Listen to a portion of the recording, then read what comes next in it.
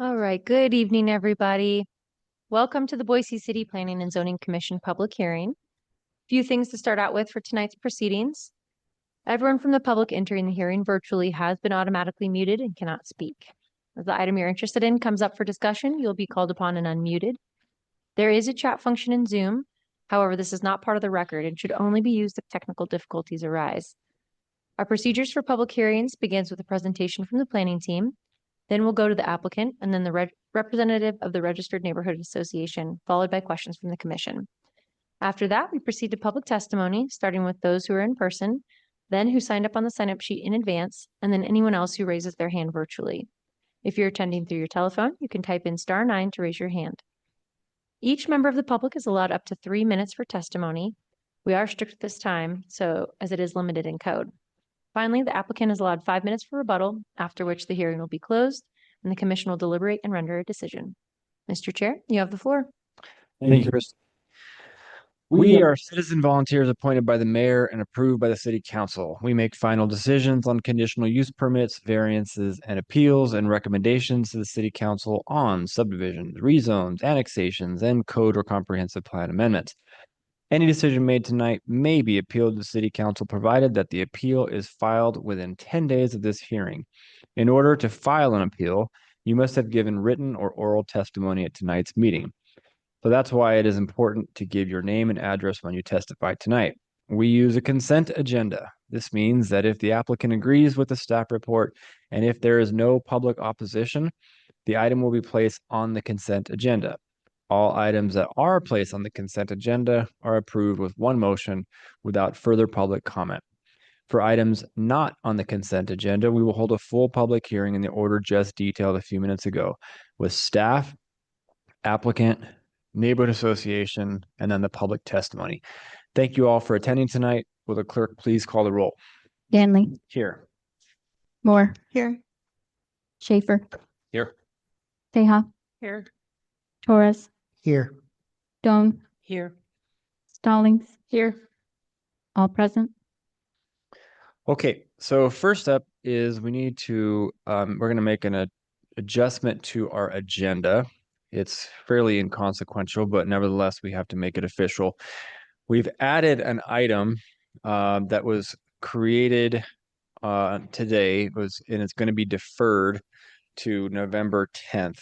Do I need a motion to make that official? I don't think so. I think we're good. Okay. We'll get to that in just a second. First up is the creation of the consent agenda, and we're going to look at the work session meetings minutes and the commission meeting minutes from October 6th. Hopefully everybody's had an opportunity to review the meeting minutes. Are there any comments on the minutes? Mr. Chair, I was just informed that yes, you do need to make a motion on that. Okay, so let's take a step back and we will I need a motion to amend the agenda tonight with the addition of item number 5, CAR 25-5. Mr. Chair, Commissioner Moore. I move to adopt the amended agenda created on November 3rd to reflect item number 5. Thank you, Commissioner Moore. Is there a second? Second. I think that's Commissioner Torres. Any discussion? Hearing none, will the clerk please call the roll? Danley. Aye. Moore. Aye. Schaefer. Yes. Teja. Aye. Torres. Aye. Doan. Aye. Stallings. Aye. All in favor. Motion carries. Okay, now we'll go to the meeting minutes. So work session minutes and commission meeting minutes of October 6th. Is there any discussion on the minutes? Hearing none, I will go ahead and place both of those meeting minutes on the consent agenda. All right, that takes us to item number 2, SUB 25-63, Stateview Place subdivision located at 10218 West Shields Avenue. Is a preliminary and a final plat for a residential subdivision. Is the applicant in attendance? Does the record show the applicant is in attendance? And do you agree with the terms and conditions of the staff report? All right, let the record show the applicant is also in agreement with the terms and conditions of the staff report. Is there anybody in chambers or online who wishes to testify? Bear with me.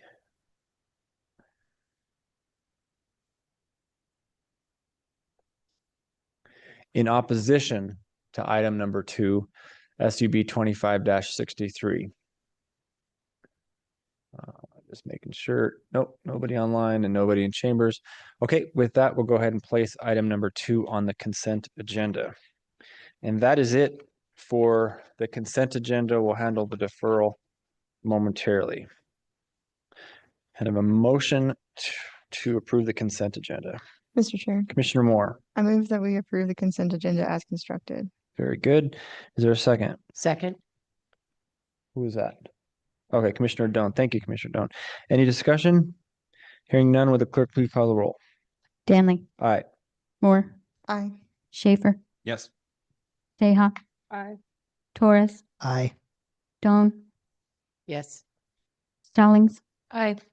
all in favor, motion carries. Very good. In just a minute, we're going to hear, oh, wait, let me do the deferral. Sorry. Item number 5, CAR 25-5 Axis Design Group. It's 19 parcels that are looking at a rezone. Is the applicant in attendance? Nope, that's okay. This item is being requested to be deferred to November 10th. Since it was an agenda item, I'm guessing nobody's here to testify in opposition. Can't make it next week, but I have to ask the question anyway. Okay, seeing none. Can I have a motion to defer item number 5? Mr. Chair, Commissioner Moore, I move that we defer item number 5 to the November 10th hearing. very good. Is there a second? Second. Commissioner Torres, thank you very much. Any discussion? Hearing none, will the clerk please call the roll? Danley, Aye. Moore, Aye. Schaefer, Yes. Seha, Aye. Torres, Aye. Stone, Aye. Stallings, Aye. all in favor, motion carries. Okay, so we have 3 items that we're going to be hearing tonight. I'm going to call an audible and move the arrangement a little bit. So we'll hear item number 1 first, which is the variance and the preliminary plat at West Junior High. But I'm going to move item number 3, which is a conditional use permit, back 1, and I'm going to move item number 4 up in the batting order, just FYI. So when we get to that, you'll see momentarily. All right, item number 1. Take it away, Mr. Mosby. Thank you. Mr. Chair, members of the commission. The applicant requests approval of a preliminary and final plat for a 1-lot subdivision located at 8371 West Salt Creek Drive in an A1 AIO, which is open land, very low density with the airport influence overlay zone. The overall subject property is 33.6 acres in size and located at the south side of Victory Road at the south end of Trabuco Avenue. The site contains the West Junior High and Frank Church High School campuses. To the east and west of the school campuses are single-family residential neighborhoods, and adjacent to the south is the McGurdio site, which is a 150-acre vacant parcel. Bus route number 28 from the Boise Town Square Mall extends through the subject property with a bus stop adjacent to the school campuses. The 1-lot subdivision is 5.04 acres in size and which includes the dedication of 2 right-of-ways on the north and south. In addition, 3 variances are requested, and these variances are shown here. The first 2 variances, noted as 1 and 2 on the slide, includes the request not to install detached sidewalks and landscape buffers along Milwaukee Street and Salt Creek Drive. The third variance is a request to deviate from the electric vehicle requirements and just to install conduit on 1 row of parking, which is about 45 spaces. The development code would normally require that 20% of the total spaces be EV capable, which means that conduit would have to be installed to 47 spaces, and the electrical system in the building upgraded to accommodate the future EV parking. And that is noted as 3 on the slide. The project does comply with the required findings for variances. In particular, there is a hardship to support these variances. This includes protecting three existing mature trees along Milwaukee Street, changing the functionality of Salt Creek Drive from a future collector roadway to a low traffic local street located in front of the school, with the addition of the new right-of-way, Pepper Street, to the north. The hardship associated with the EV parking variance is that the surface parking is an off-site accessory overflow parking lot, and it is separated from the public school campus by a public street. Also, the installation of conduit to 45 spaces agreed to by the applicant will reduce the amount of parking or amount of paving that would be needed replaced in the future should EV be installed. A late correspondence memo was sent to the commission because the applicant agreed to install the 10-foot wide detached sidewalk and 8-foot landscape buffer along Trabuco Avenue. The applicant also agreed to install EV parking conduit to 45 spaces as recommended by the planning team. To support these changes, the planning team recommends these two conditions of approval be added by the commission to the applications. The applicant is also requesting a one-lot subdivision with right-of-way dedication on the north and south side of the property. The 5.04 acre subdivision is being divided from the larger 33.6 acre parcel, and the remaining 28 acres to the south containing the school campus is not included in the subdivision. The proposed one-lot parcel is 3.4 acres in size, with 53-foot right-of-way being dedicated along the north side connecting Trabuco Avenue to Milwaukee Street, and a 50-foot right-of-way being dedicated along the south side of the site between the new parking lot and the school. The new street section along the north side, which is Pepper Street, will be a 36-foot street section as measured from back of curb to back of curb. The south side of the street section will be improved with 5-foot detached sidewalks and an 8-foot landscape buffer. The planning team did receive a letter of opposition from the property owner adjacent to the north, and they expressed concerns of the right-of-way dedication along the north side of the property and adjacent to their property due to the potential for future street improvements along Pepper Street that they would have to install should they modify their existing entitlements. In summary, the planning team recommends approval of the proposed variances in the subdivision since they require the required findings of the development code and approval with conditions. Thank you. Thank you, Mr. Moser. Okay, South Cole Neighborhood Association, is there a representative from that neighborhood association intended to wants to testify? Okay, looks like none. Oh, I just skipped ahead, didn't I? Sorry, applicant. You get to come up first. Sorry. Okay, Justin, is it Larinus? Close, okay. Come on up. Sorry about that.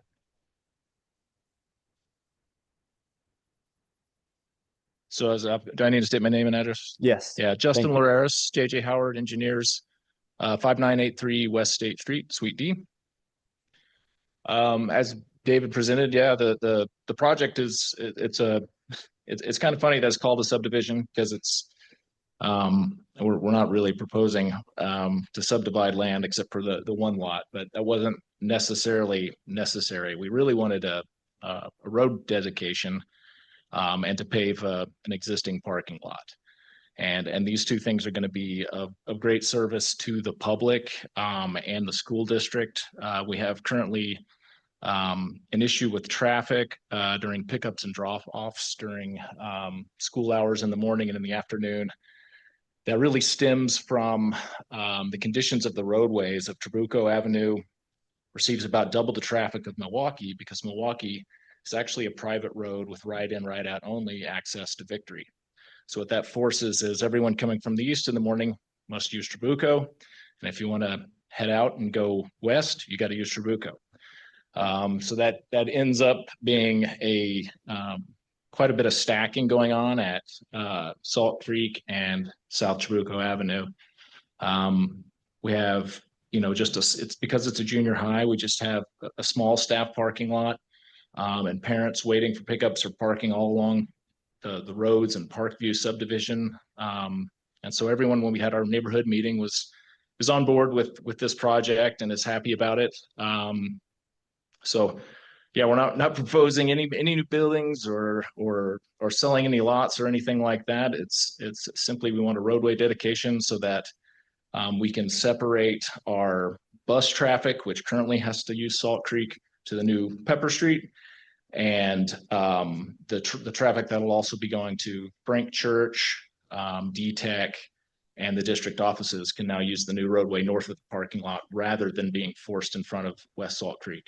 And so, the variances were basically that we felt that we have an existing sidewalk on Salt Creek that it's attached on both sides, but this street is really going to become more plaza for students with a lower speed limit, and the new roadway, which we are going to do detached sidewalk, is going to be the more of the thoroughfare.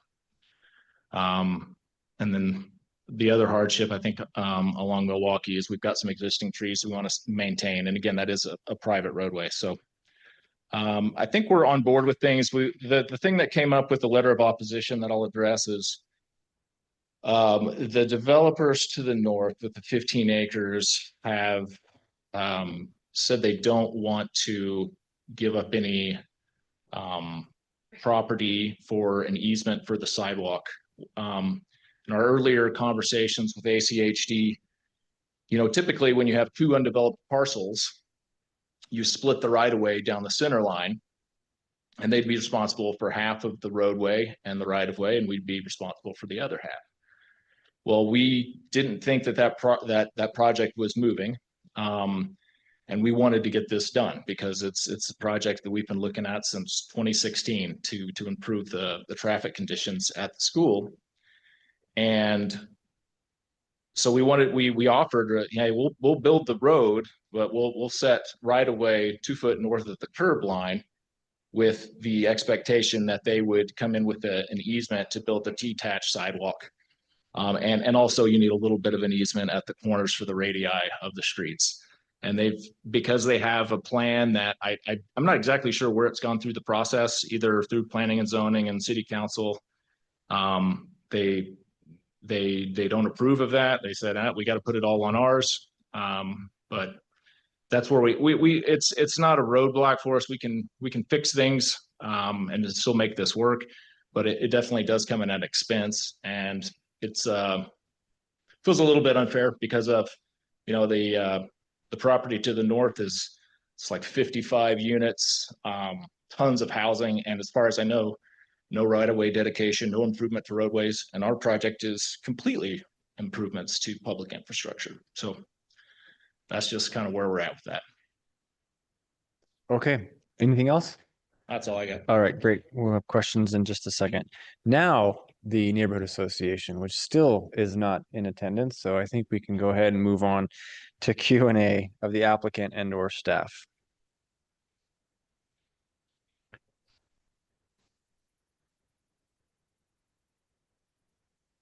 Mr. Chairman, Commissioner Seha.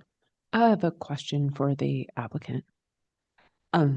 So you just mentioned that the school district is not really excited about the developer to the north, and you guys are trying to figure that out.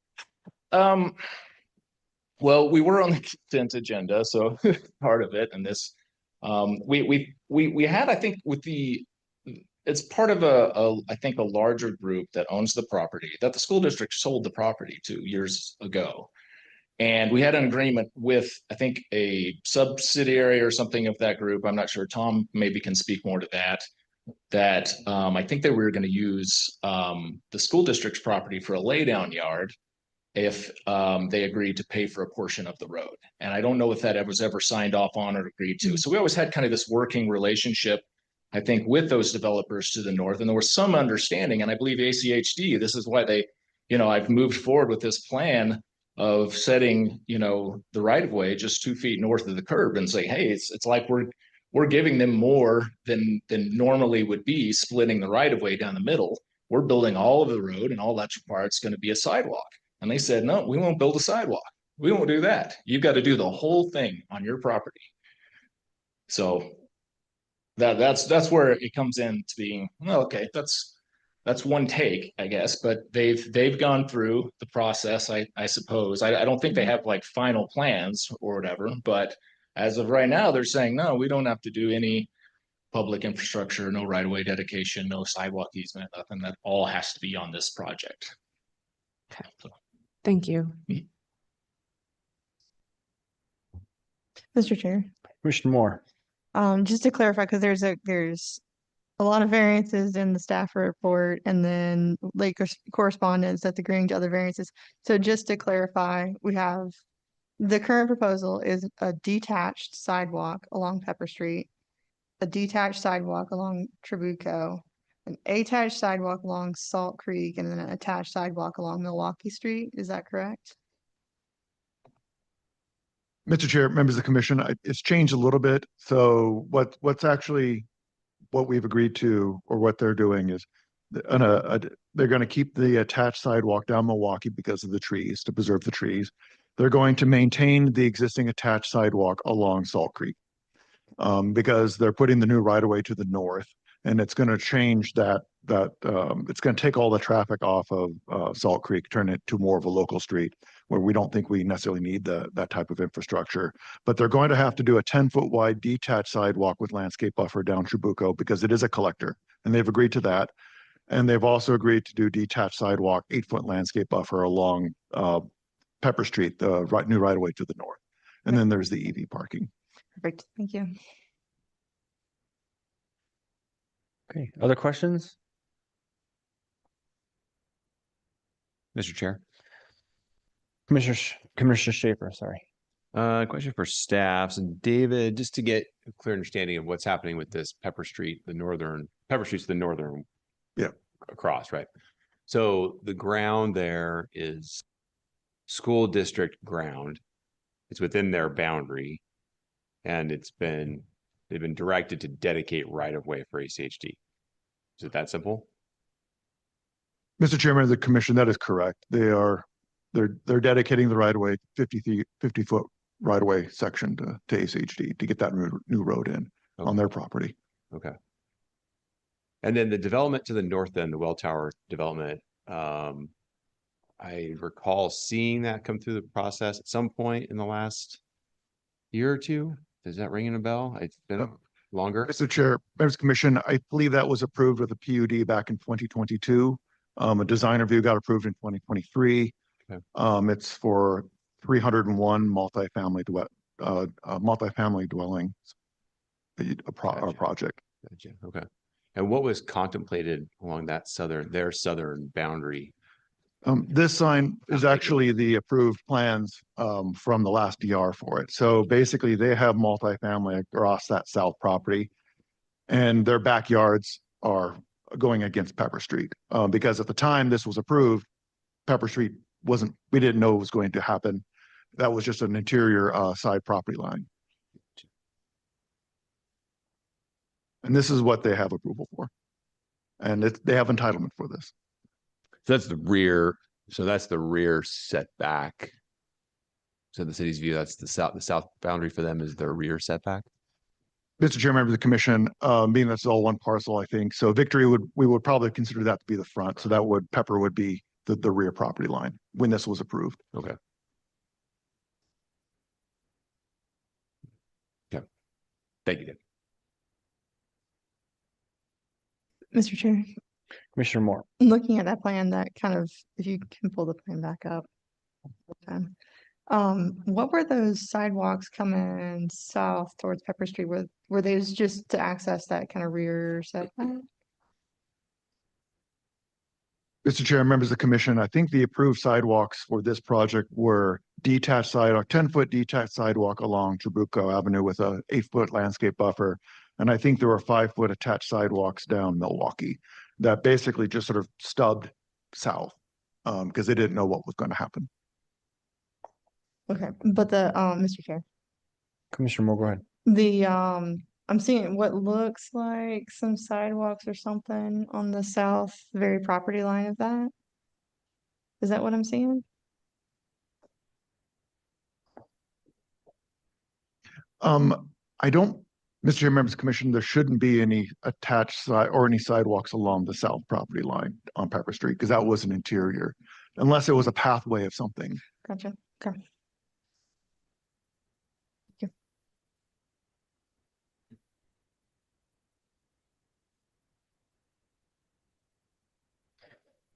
Okay, I gotta ask the question because I'm missing it. I'm not grasping this. So this was approved, and it's still technically approved, but obviously not constructed. The south property line is fixed, and this plan has been adopted and is ready to go. But when it was adopted, Pepper Street was not envisioned. And so the southern part of this development was fixed. Now this comes along and Pepper Street is being proposed as a pretty important connection. But now this applicant is being asked to absorb a portion of the easement for the sidewalk, despite it already been approved. Mr. Chair, members of the commission, we're not actually asking, they have approval. They don't have to put the sidewalks in. The only time they would put a sidewalk is if they came with a modification and wanted to Right. change the project. Then they open it up again and then we can look at it. Mm. But they could build this as is. Okay. But the applicant is not thrilled because it sounds like, and this is a question you can answer because this is that time, that there was a working assumption, I think, that the applicant, your neighbor, Yeah. was willing or was going to or somehow okay with what you're proposing, which it seems like would make an impact on their development application. Yeah, that's right. And Tom may be able to speak more to that, that agreement that was out there, but yeah, that's basically it. Cause this is, I mean, this project, again, we have a traffic problem now, which they admitted in that comment and we have in our letter of explanation that there's one with or without this project. This project's gonna make it a whole heck of a lot worse because there's gonna be people that come out onto Milwaukee and they can't turn left on Victory. They're gonna be heading down to Salt Creek. So their project relies on ours, yet they're ahead of us. And they're saying, we want no part in this. You guys do this project for us. That would be great. So, Because they don't want to pay for it. They don't, I understand because It- it's not, because I'm having to move things, because Yeah. of my conversation with ACHD, I've got seepage swells in there. I'm probably gonna have to change those to seepage beds, redo my roadway design, change my widths just a little bit. okay. And they'd have to move a whole bunch of stuff. I mean, I totally get it. I would take the same stance. But it's, Well, there it I is. fully admit that. But it's unfortunate. And I just feel like, I mean, I don't know. Our conversations with ACHD and everyone was kind of, we were like, hey, it's typically what's done is you've got two undeveloped parcels. You have a right of way split down the middle. But we wanted to do the whole road now. Seemed reasonable that we could just get a sidewalk in there. And they're like, no. So. Okay, Could I elaborate on the? please. Can you just identify yourself for the record, though? Tom Willis with Boise Schools, 406 South Bitterroot Drive, Boise. Prior to the developer pulling the plug on the project, they had actually, we were working on an agreement to let them use our property for a laydown yard, with the agreement that they would curb and gutter the road and also pave out the parking lot. We were going to pay for the paving on the roadway when it went in. But we were working on that agreement with Layton Development, and also they were working with Welltower on that. They were fully aware of our intent to build this road slightly after they purchased that property. So they are aware of it. I think they're being a little disingenuous in saying that they weren't aware of this roadway at all, because they were. It's like Judge Wapner up here. Okay. All right, any other questions about this application?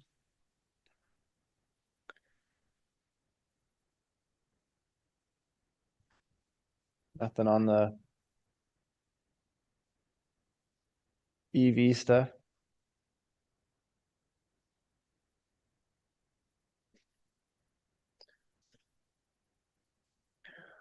Okay, sure. Going once, going twice. Okay. All right. Well, let's go ahead and open it up to the public. Is there anybody here? I don't have any sign up sheet. So is there anybody here or online who wishes to testify on this item? Oh, you're kidding me, right? Okay. Well, it looks like nobody's here to testify. So this is your chance for rebuttal to nothing. So it's up to you. If you have anything, last words you want to say, it's your chance to do that. But otherwise, you don't have to. Okay. In that case, that brings this item to a close, and the item is in front of the commission for decision. So we are a deciding body for the variance and a recommending body for the preliminary and final plat. And yep, you beat me to it. Whatever happens, this is also something that needs to be considered.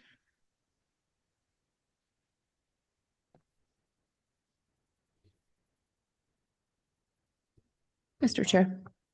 Commissioner Seha. I move that we approve the variance to deviate from the required streetscape standards and the access and connectivity standards along Milwaukee Street, as well as approve the variance to deviate from the required streetscape standards and access and connectivity standards along Salt Creek Drive.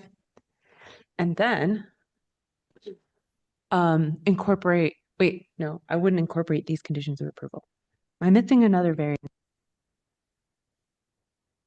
Mr. Chair, there's the deviation to the EV standards. Yes, okay, so, and approval of the variance to deviate from the EV parking standards. So there's 3 different variances.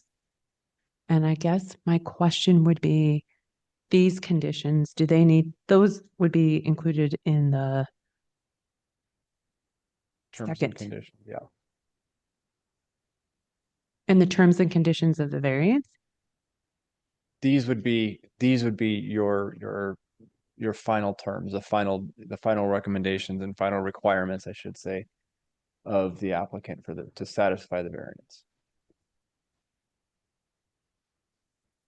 So in order to satisfy the EV parking requirement, for example, that bottom bullet that's a shall, they need to do that. Yes, but the first one is not part of a variance. They're, Are you, Mr. Chair? Commissioner Schaefer. I think what Commissioner Seah is asking is, do these conditions go with the variance or do they go with the subdivision exactly. or both? Thanks These for are reading both- my mind. Yeah. So to clarify, but these are both conditions of the variances. Mr. Chair, members of the commission, the bottom one is definitely a condition of the variance to install the conduit. You could probably consider the first one as probably a condition of the subdivision because require them to do the 10-foot sidewalk detached landscape buffer along Trabuco as part of the. sub. Okay, fair enough. Learn something. new Okay, today. let me try this again. Yep, sounds good. Mr. Chair, I move that we approve.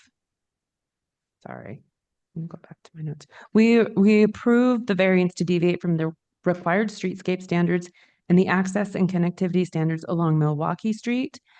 Approve the variance to deviate from the required streetscape standards and access and connectivity standards along Salt Creek Drive, and approve the variance to deviate from the EV parking standards with the conditions as identified by the planning staff. Very good.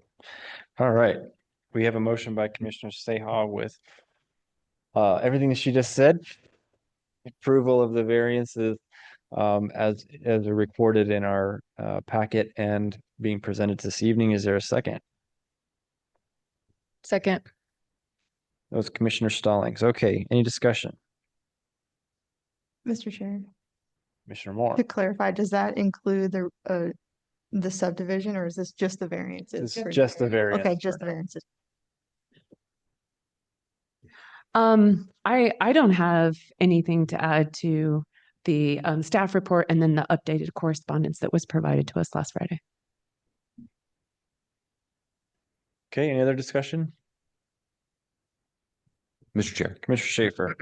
I'll be supporting the motion. I just wanted to thank the applicant team and staff for coming together in a cooperative fashion to find a solution. I know some of these conditions can be a little unwieldy in many respects, and we're certainly navigating the new code and the requirements. So appreciate everybody working together to find a solution here. Very good. Okay, any other final discussions on the variance? Okay, hearing none, let's go ahead and call the roll for the variance let's go ahead and do that. Danley, Aye. Moore, Aye. Schaefer, Yes. Seha, Aye. Torres, Aye. Stone, Yes. Stallings, Aye. all in favor, motion carries. Okay, now comes the subdivision recommendation to council for the preliminary and final plat. Mr. Any- Chair. Commissioner Seha. I'll take this one as well. I recommend that we, sorry, I have to look at my cheat sheet here. I move that we recommend approval to City Council of SUB 25-46 with the one condition identified for the 10-foot wide detached sidewalk on Trabuco. And all other existing staff conditions. Very good. Okay, is there a second? Second. All right, a second by Commissioner Torres. Is there discussion? Mr. Chairman, I have nothing to add to the information provided. Okay. Anyone else?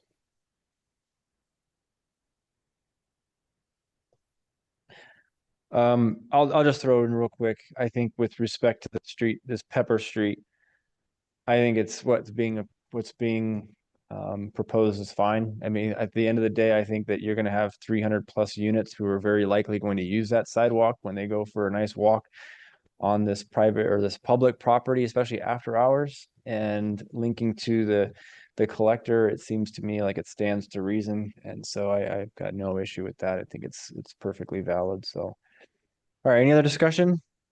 All right, hearing none, would the clerk please call the roll? Danley, Aye. Moore, Aye. Schaefer, Yep. Teja, Aye. Torres, Aye. Stone, Aye. Stallings, Aye. all in favor, motion carries. Very good. Thank you. All right, let's go ahead and we're going to move on to item number 4. CAR 25-9 Riv Ridge Engineering. Let's see. This is a preliminary plat for a residential subdivision and a rezone located at 8430 West Caswell Street. And Mr. Exon, please take it away.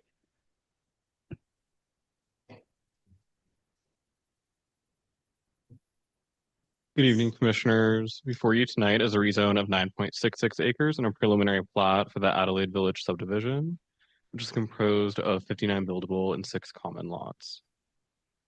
The applicant is requesting to rezone the subject area shown on screen from R1A to R2. The area is bordered by R1C to the east and west, and adjacent to R1A and A1 to the north and south. It should be noted that the zoning conversion with the adoption of the current development code did not look at the city as a parcel by parcel basis. The future land use designation is compact, which supports the R2 zone. The broader context of the site further supports the rezone as the area is in close proximity to both Fire Station 16 and State Street, which is a major transportation corridor for the region. Additionally, the area is adjacent to a park, an elementary school, and close to a junior high school. As summarized in the project report, a housing needs analysis was conducted, which further supports the rezone request. A preliminary plat will contain 59 buildable lots, 10 of which are proposed to be townhomes. As summarized in the project report, the public streets and pathways will provide circulation through the subdivision and connect the community to the larger neighborhood. Multiple trees will be provided throughout the site, and an essential recreational space will be provided. A recommended condition of approval will require a common lot along Caswell Street to be larger to accommodate the required 20-foot landscape buffer. Parks and Recreation requested that the connection to Magnolia Park be shifted to the west and that the applicant provide a report and tree mitigation plan from a certified arborist. The recommended conditions of approval will require the pathway network to be adjusted to accommodate this request and for the arborist documents to be submitted prior to final plat. One public comment was received prior to the cutoff date expressing concerns with noise, dust, traffic, and a lack of commercial uses in the area.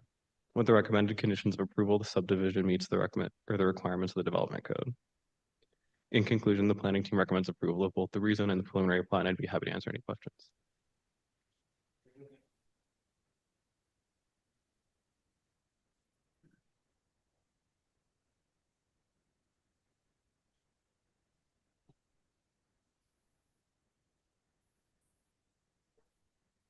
Jared Burgess with River Ridge Engineering, 2447 South Vista Avenue.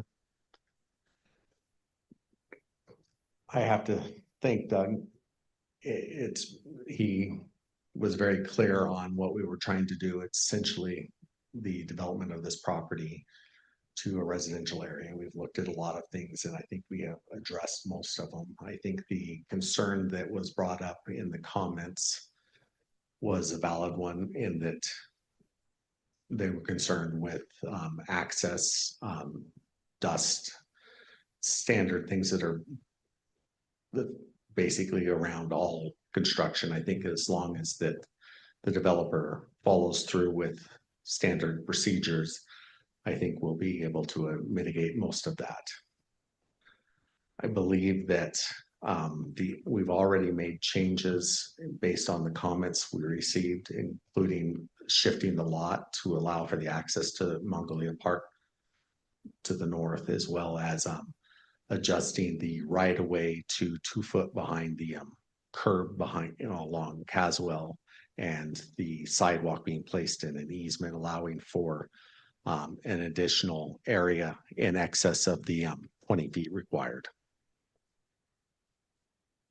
And if you guys have any questions, I would be happy to answer them. Okay, very good. Hold tight. Is registered neighborhood association in this case is the Northwest Neighborhood Association and Richard Llewellyn. And I don't think I see Richard in the chambers nor online. So with that, we'll go ahead and open it up to any questions of the commission. Mr. Chair, Mr. Seha. the late packet that was provided on Friday included ACHD's report. And on page 3 of their report, under site-specific conditions of approval, item 10, the construction of parking pockets is prohibited. And I believe we have 2 of those in this proposal. So I was just wondering, there was no mention of that comment from ACHD. How are we addressing that? Chairman Danley, Commissioner Seha, I did reach out to the applicant and expressed, the fact that those parking pockets don't comply with our development code either, and they did submit revised plans. The preliminary plat shown on the screen currently does reflect the absence of those the parking pockets. The landscape plan I utilized in the presentation just was an old one, and received a revised landscape plan at that time. And the revised plans that were mentioned that we received today still reflect the absence of the parking pockets. Thank you. Any other questions? I got one for you. Okay, so I see what looks to be a pathway that connects from this Elmbrook Street and then kind of splits those parcels to the north. I think that's to the north, kind of right in half, and it accesses the park. Is that correct? That is correct. And then, so if a school child or member of the school, student, let's get that straight, geez, wants to get to school and walks to school, they have to go on that path through the park to the top of the park and then go to the front of the school and then back in. Is that accurate? That is correct. We had been in contact with the school district, and the school district did not want a connection directly to the school. Yeah, I can understand that. I know the sensitivity with security. What makes me wonder is that, do you happen to know that linear distance by chance? I don't right offhand. I don't know that it's probably close enough, but when you deviate too far away from those straight lines and they measure as the travel path goes, you may end up getting into safety busing, believe it or not, because the linear distance could exceed the distance that would then be needing to be provided for busing because of those lack of attachments. That happens a lot of times when we go away from the campus. I think you're safe here, but I just wanted to double check that. So. Okay, any other questions? Mr. Chair. Mr. Moore. So just to clarify, I know one of the big comments on our late correspondence was a lack of kind of a commercial aspect, but there's no code requirement in the new zoning code to provide a commercial piece to something like this. Is that correct? Chairman, Commissioner Moore, that is correct. Thank you.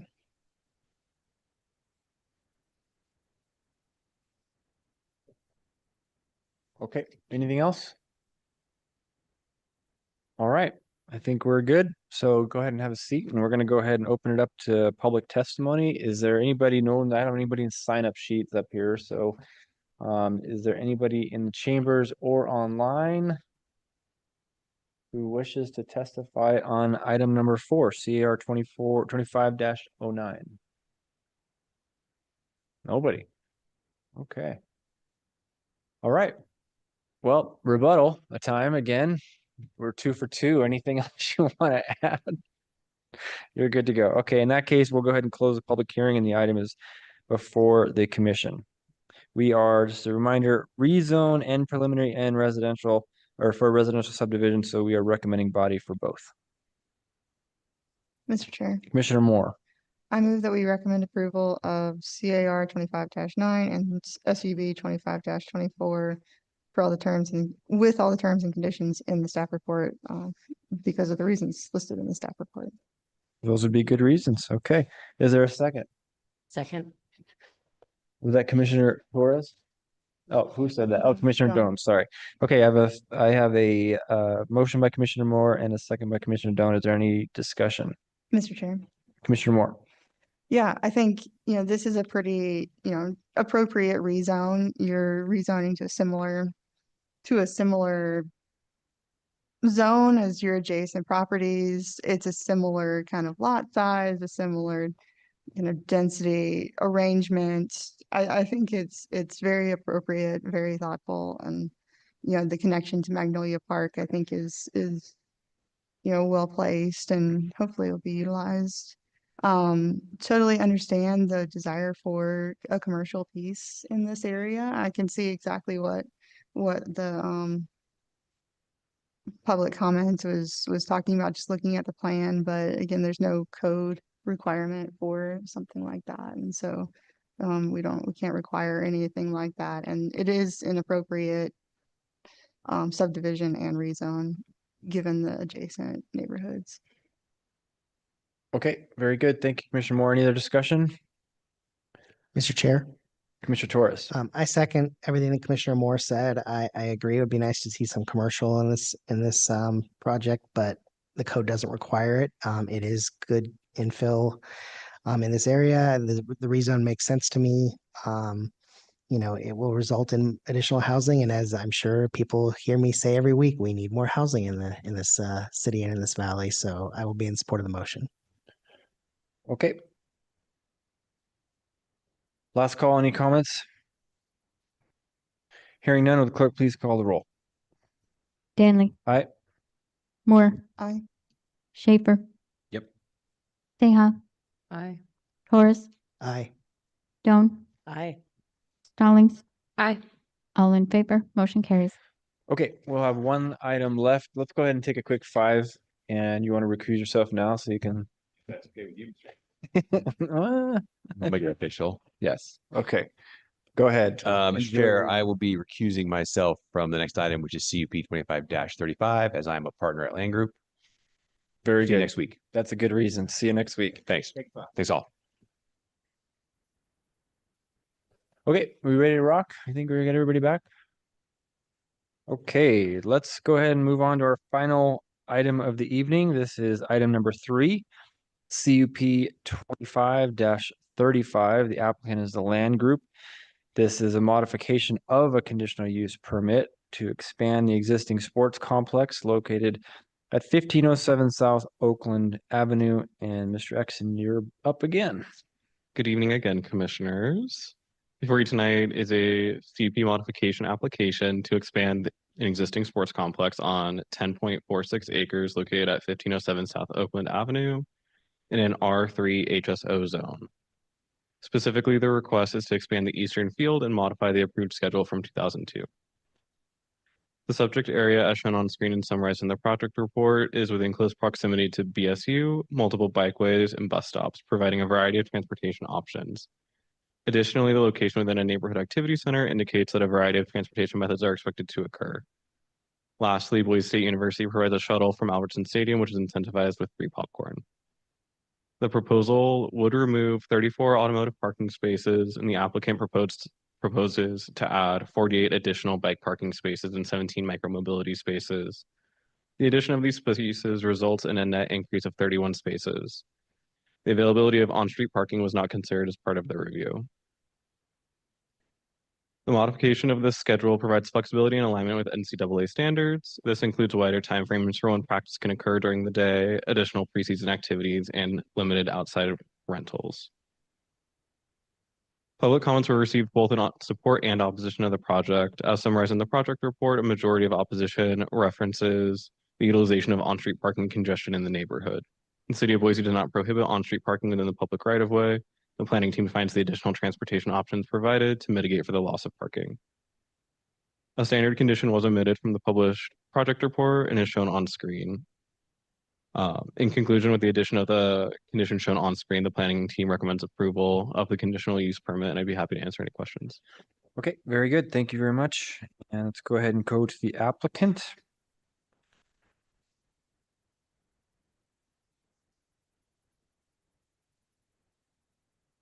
Good evening, members of the commission. My name is Drew Alexander. I'm the Associate Vice President for Campus Operations at Boise State. That's 1910 University Drive, Boise, Idaho 83725. Tonight, I'm also joined by my colleagues from Campus Operations, as well as Boise State Athletics, and we have representation from the land group as well. First, I'd like to thank Doug and city staff for the review of the application, as well as all the other departments that weighed in and interagency process. The proposed project is an expansion to the existing practice field at the Boaz Tennis and Soccer Complex. This expansion will provide soccer functions with a more adequate practice area adjacent to the competition field. Please note that the practice field proposal is not intended to host competitions. It is intended to provide additional space for practice and training and bring the existing field up to regulation practice field size. This will further our commitments to Title IX and also create a facility that can host new and unique operations, such as FIFA World Cup practice functions if Boise is selected for that venue. I'm going to actually spare you the time and fly through some slides. I think Doug did a good job providing an overview. You've seen the site plan. And so I just want to go to a couple other comments about the proposal. I think I can drive from this clicker.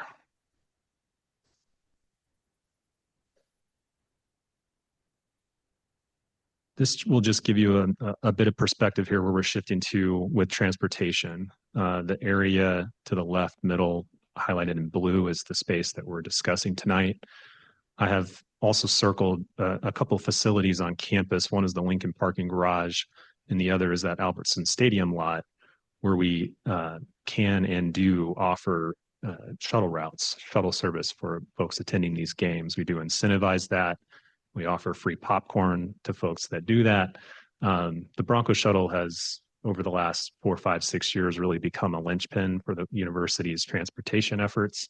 It's a very familiar system to our faculty, staff, and students, and I hope the broader community, as it remains free for anyone to ride. If you see it going by, anyone can jump on that Bronco Shuttle. So I'm going to go ahead and get to the transportation slide. Just a couple additional comments. You've heard that we're adding significantly more bike and micromobility spots. I believe it represents an 800% increase in what's there now. We're one of those unfortunate ones that still have some of the wheel bender racks there. So I'm very excited to see some new and improved bike parking standards at the facility. Pedestrians will continue to either use those means and methods or walk from campus, take the Bronco Shuttle, or as you've heard, potentially try to find parking in the adjacent neighborhood. The two items that we wanted to offer for your consideration have to do with some of the conditions of approval. One of which is the requirement for street lighting.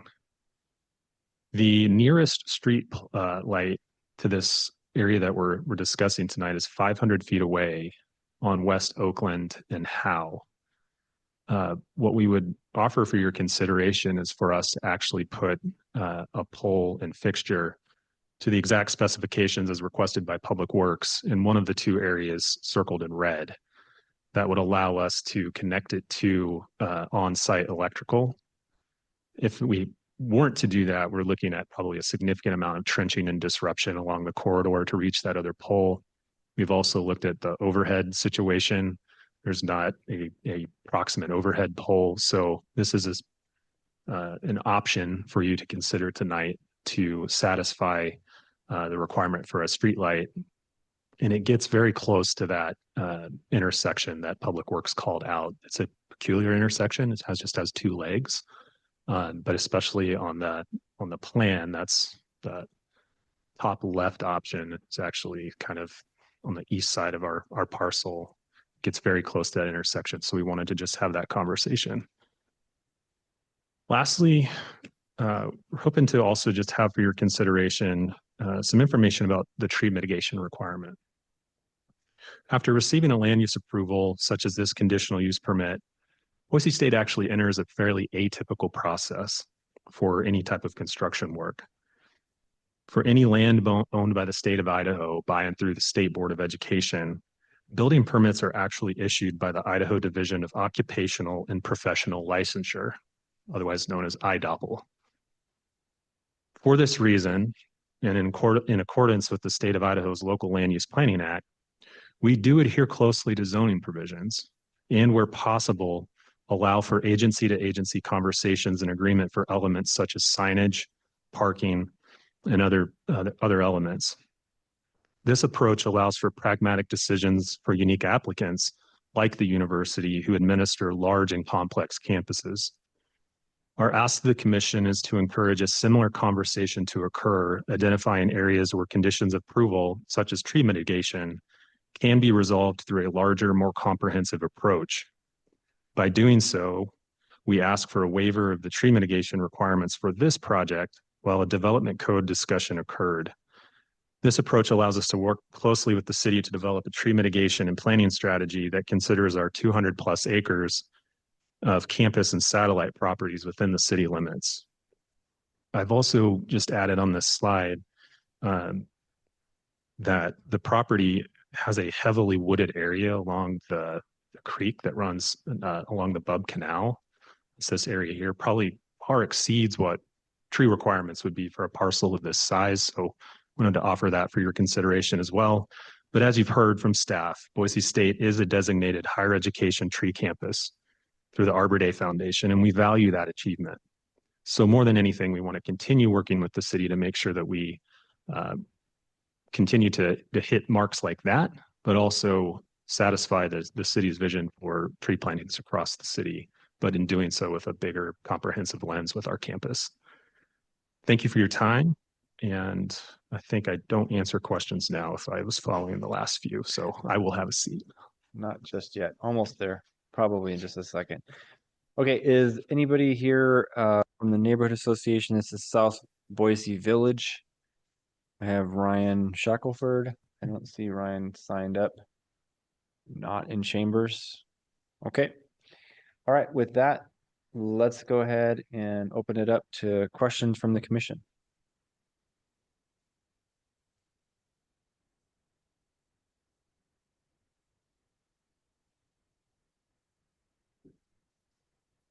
Mr. Chair. Commissioner Moore.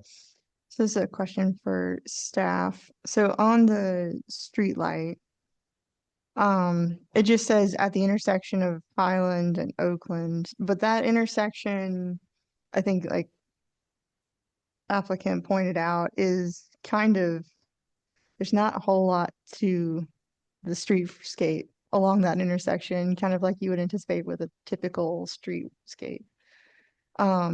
How specific is that condition? Because it's just kind of at the intersection. So how specific is that condition? Is there some flexibility that the applicant could work with that streetscape lighting requirement to come to an agreed upon location that's in that general area? Chairman, Commissioner Moore, the streetlight requirement is from Public Works, so any conversation on potential other locations for that streetlight and the flexibility within that, definition of intersection and what that looks like would be between the applicant and Public Works directly. Okay. Mr. Chair. Commissioner Moore.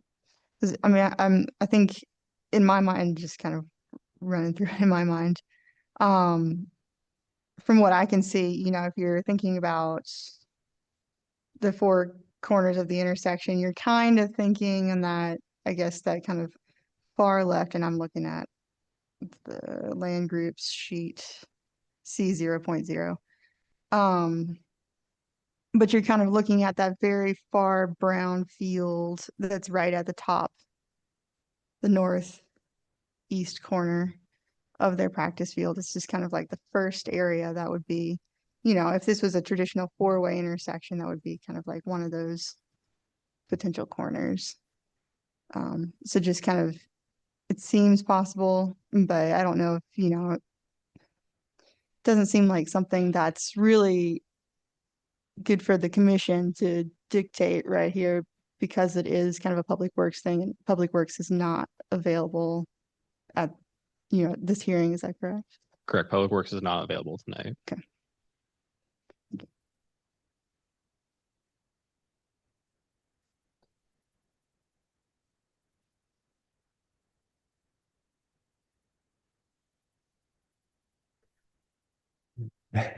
Mr. Chair, I'm Commissioner sorry, Say. I am struggling because there's two conditions or two new ideas that have been presented to us today. And I am just wondering if we should be making any kind of recommendation for approval or whatnot. Yeah, without a little more thought and follow up with city staff. And it's a good point. I think to clarify, these would both be eligible if we were to move forward. They would be requested, I should say, to be a variance of existing code. And so therefore, that's not in front of us. So we're not being asked to approve a variance or either of these two as a variance. It might be a bona fide issue and one that can be worked out at the staff level. But at this point, what's in front of us is the recommendation or the CUP, because we're a deciding body.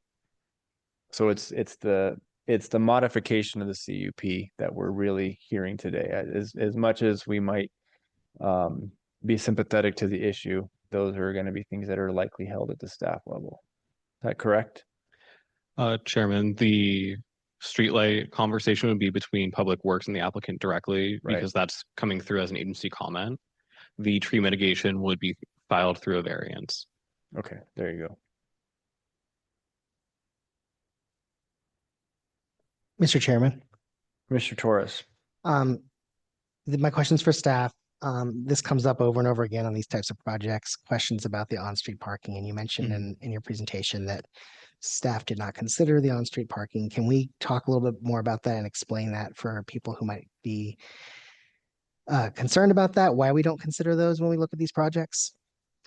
Yes, Chairman, Commissioner Torres. I did mention that because on the documents provided by the land group, on I believe it was sheet C0, the cover sheet, they did include their parking calculations. They indicated 22 on-street parking spaces. So I just wanted to clarify that as we reviewed this, we didn't, take into account the fact there is, 22 spaces essentially abutting the property. The planning team, the development code doesn't typically count on-street parking because it is available to the public to utilize. It's not tied to that specific property since it's within the public right of way. So that means people can park on the street to visit, residences in the neighborhood, attend a game, whatever it may be. It's publicly available parking. Mr. Chairman. Go ahead, Commissioner. Just to clarify, so these public street parking spots are essentially the standard street parking spots in neighborhoods. They are not attached to any particular property. There are no restrictions on those parking spots unless there is designated signage stating that, which I don't think there is in this area. Otherwise, the only requirements that that apply in this situation would be the usual, which I think is you have to move the car once every 72 hours. Is that correct? Chairman, Commissioner Suarez, that is correct. Yes. Mr. Chairman, I have a question for Drew, Go ahead, the Commissioner. applicant. Drew, do attendees pay to park at the soccer field location? Mr. Chair, members of the commission, Commissioner Seha, I don't believe they do. The parking lot that's closest to the practice field during a competition is actually controlled. It's to support coaching staff, event staff, et cetera. And so there is a lot to the south, and I could confirm with there's no parking charge for that. So it'd be first come. A lot to the south. Yeah, it's south of the tennis Okay. bubbles. Okay. That, And that's yeah. no, okay. And then if they park at the Lincoln parking, there's a fee. And if they park at the stadium, there is a fee. At the stadium, there would be after 4. We have a complicated parking Yeah. set of guidelines. So it depends on when the game is. Okay. But then, if, obviously, if you have a pass for one of those lots, you're more than welcome to park there. But do we adjust that during? Nate, you'll have to come up and introduce yourself. And if you wouldn't mind, just name and address for the record. Yes, Nathan Burke. I work for the athletic department, so same address, 1910 University Drive. We actually do not allow for public parking at this site during games. We've pushed all public parking to either the Lincoln Garage or the stadium. Athletics pays for those spots, so we allow free parking in those areas on game day with the shuttle service. And then we incentivize the shuttle services, has been mentioned, with the free popcorn on game days. So there is no public parking at the facility. And we've done that in an effort to help mitigate the off-street parking issue in the neighborhoods, but we can't do anything further. The neighborhood association certainly could by having the designated parking, the special parking districts there. But we've done everything that we can from our side to push all parking onto campus. And that's where the decision to close all parking on game day so that nobody went to the facility thinking there was parking available. Rather, we point them to the stadium lot and have a shuttle stop that's set up there. And then we provide popcorn to those that do utilize that service. Okay, so quick follow-up. Thank you very much for this clarification. This really helps me understand. You offer free popcorn, but they still pay for parking. Free parking. Free and parking. Yes. That's a deal. Yes, athletics pays for the parking spaces that the fans utilize, and then we also incentivize them with the popcorn. Okay, so in this particular situation, you guys are proposing the reduction of some parking spots, but in this case, the only folks that are available to park there are the athletic related folks, and you provide free shuttle and free parking at the university. That's correct for events. And the only adjustment to any parking would be the Monday to Friday parking, we'll call it, for student athletes practicing and competing at the facility. But there are more than enough lots to cover both the men's and women's tennis team as well as the women's soccer team that practice in those facilities during the week. What about the camps? There was some application information about like some summer camps. There's only pickup and drop off for summer camps, but I'll let Drew and others speak more specifically to that as. The experience that we've seen with camps is the parking demand is significantly less. And it's like a lot of like what Nate just said, drop off, pick up. Staff for those camps would not be limited from where they could park just because, again, it's not as high demand or is under event management like you see in a actual competition. Okay. Thank you. That's helped clear up some of my parking concerns. Mr. Chairman, Mr. Torres. kind of a follow-up for the applicant. Sorry, I tried to catch you before you sat down. Okay. Kind of 2 questions. With the Bronco shuttle, how frequently does it run? I know, is it running multiple times? Is it every 15 minutes? Is it every 5 minutes? Like, what's the time frame on that? And then related to that, I know from when I go to like basketball games, sometimes you hit it just wrong. You don't want to wait for the shuttle, or you just missed it and you want to walk. So what's the distance like from the Lincoln Garage or the stadium lot to the site? If I could pull up, Mr. Chair, member of the commission, I'll pull up that aerial again. Most of the Bronco shuttle routes run on a 15-minute headway.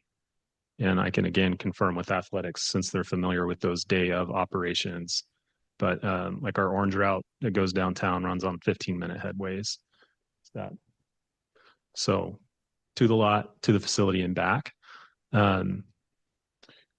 So this gives you kind of a rough bird's eye view of the distance to the facilities we're talking about. Should you have that, I just missed it moment.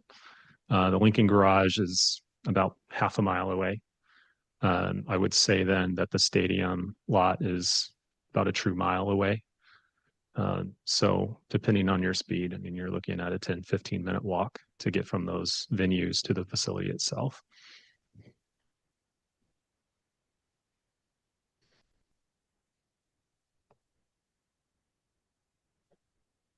Any other questions?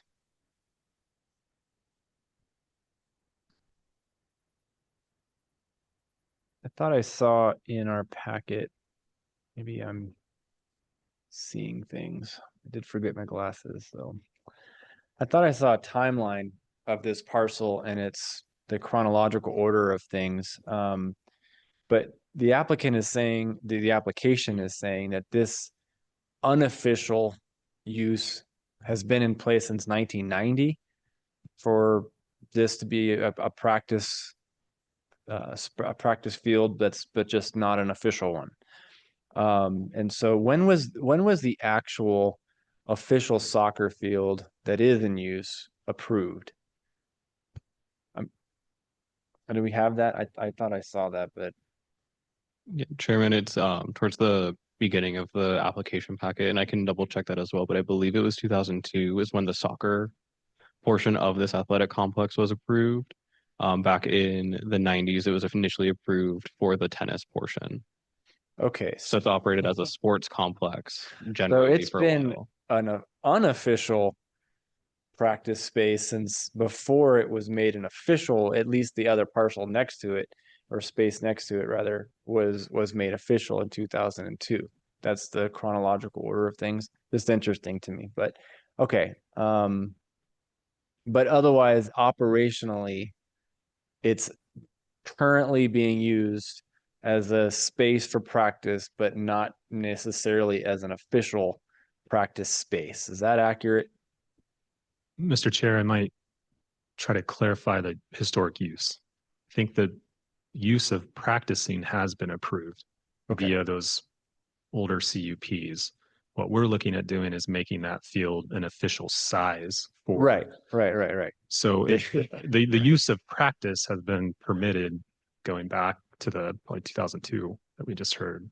We just haven't had the space to make it an officially sized field. I'm waiting all day for the Allen Iverson. We talking about practice, man, not a game. There it is. Okay, that helps me. I appreciate it. Are there any other questions? Nope. Okay. Well, let's go ahead and turn it over to public testimony then. I don't have a sign-up sheet still, so I think anybody who's in chambers who wishes to testify on this item is welcome to come up and just has to state their name and address for the record. Nobody? Really? Y'all just hanging out? Okay, I don't have anybody online either. You fooled me. I thought there were going to be a few of you anyway. All right, well, 3 for 3 on no rebuttal. That never happens. Drew, you have a joke you want to tell us or anything? Okay, do you want anything to add last minute? Mr. Chair, members of the commission, I just wanted to say thanks for the guidance on the 2 items that we did bring forward. That gives us a clear pathway to continue those conversations. So thank you for that. Okay, very good. Let's go ahead and close the hearing, and the item is in front of the commission. And so this is a conditional use permit, so we are the deciding body for this application. Mr. Chairman, Commissioner Torres. I move that we approve CUP 25-35, a modification of a conditional use permit at 1507 South Oakland Avenue, with all the terms and conditions in the staff report. Very good. I have a motion by Commissioner Torres. Is there a second? Second. Commissioner Doan with a second. Any discussion? Mr. Chair, Let's see, Commissioner Moore. to clarify, does that include that additional condition listed on our screen? I forgot to add that, but I will include that. Yes. Thank you. Do you need me to read it? Yeah, go ahead and Okay. make sure. Or With the just added, amend your motion. Yeah. I'd like to amend my motion to approve the CUP with the added condition that compliance with all conditions of approval of CU-142-90, CUP 98-145, CUP 2-39, and CUP 22-46 is required unless specifically modified by application. You good with that, Commissioner Doan? Yes. Okay, we have a amended motion to include the listed item in front of us for another additional term and condition, and a second by Commissioner Doan. Any discussion? Mr. Chair. Commissioner Torres. I think this is a good project. BSU, this has been here for a long time anyway, and BSU has been a good member of our community. They are a valued member of our community. Most of us like sports in some form and, want to encourage those kinds of activities in our community. I hear the concerns about parking, but I feel like BSU is really bending over backwards with the Bronco shuttle, the free popcorn. I mean, they're basically paying you to take the shuttle. So, I understand the concerns about parking in the neighborhoods. This is a problem we're going to continue to have in the city. It is public parking, though. These parking spots are not attached to specific properties, and unfortunately, that means they're free for anybody who can park there. It's worth noting also when you have congestion in situations like this, there were some of the pictures in the late correspondence we received of some of that problem. People tend to slow down more. Yes, you might have people speed up because they miss a spot, they want to get the next spot, but you also have to slow down or you're going to hit something. And I think that makes all these interactions a little bit safer. But I think that overall, this is a good attempt to try to mitigate those concerns. The shuttle is a great option, and for all those reasons, I support the application. Thank you, Commissioner Torres. Any other discussion? Mr. Chair. Commissioner Doan. I understand the neighborhood's concern for the parking associated with the sporting events. But as noted in the staff report, late correspondence, the city of Boise does not restrict on-street parking for events. Street improvements in the neighborhood will either occur upon redevelopment or through the ACHD-led improvement projects. Additionally, the proposal provides for more total parking across a variety of means on the site currently. I just wanted to reiterate that because that Very was good. Commissioner Seha. Mr. Chair, I will be supporting the motion. I had a little hesitation with the reduction of parking spaces, but the applicant did a really good job of explaining and providing that level of clarification. I would say, to echo my colleagues here, street parking is public. It is not owned by any particular house on the street. But if in this area, the neighbors continuously see challenges with parking, I think this was mentioned earlier, I would encourage them to do something like some parts of the North End and other parts closer to Boise State have, where you need a parking sticker requirement and there's time limits and you have to move your car. So yes, thank you. Very good. And it's also seasonal, right? It's not year round per se. I mean, yes, there are activities that occur at this space throughout the year, but in terms of the soccer element of things, that's a confined amount of time. I'm going to be in support of the motion. But is it fresh popcorn or is it that bagged stuff that's stale? Okay, you sure? He hesitated on that. All right. Any other discussion? All right. Hearing none, will the clerk please call the roll? Danley. Aye. Moore. Aye. Schaefer. Whoops. Gone. Seha. Yes. Torres. Aye. Doan. Aye. Stallings. Aye. All in favor, motion carries. Very good. Thank you all. This concludes tonight's meeting.